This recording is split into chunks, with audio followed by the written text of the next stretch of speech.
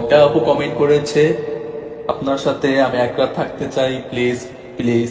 যেহেতু আপু এক রাত থাকার কথাই বলেছেন, সামান্য একটা ব্যাপার, সো আমি এটা রাজি আছি। বাট এর আগে আপনার সাথে একদিন আমার ইন্ট্রোডিউস হতে হবে। সো ইন্ট্রোডিউস হলে যদি আপনাকে ভালো লাগে, সো আপনার সাথে আমি এক রাত থাকবো। বাট আমার একটা শর্ত আছে, এই কথাটা কাউকে বলা যাবে না।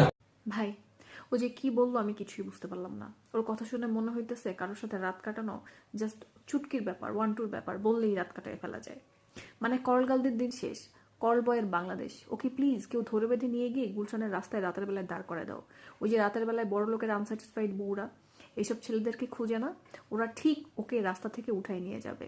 ওর যখন এতই শখ। আর বাই দ্য ওয়ে, তুই যে বললি যে কাউকে বলা যাবে না, তুই নিজেই তো এসা ফেসবুকে সবাইকে বলে দিলি।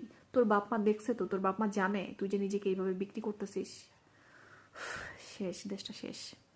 ওর এই ভিডিওটা দেখার পরে ওকে আমার একটা কথাই বলতে ইচ্ছা করতেছে, ভালো হয়ে যা, এখনো সময় আছে।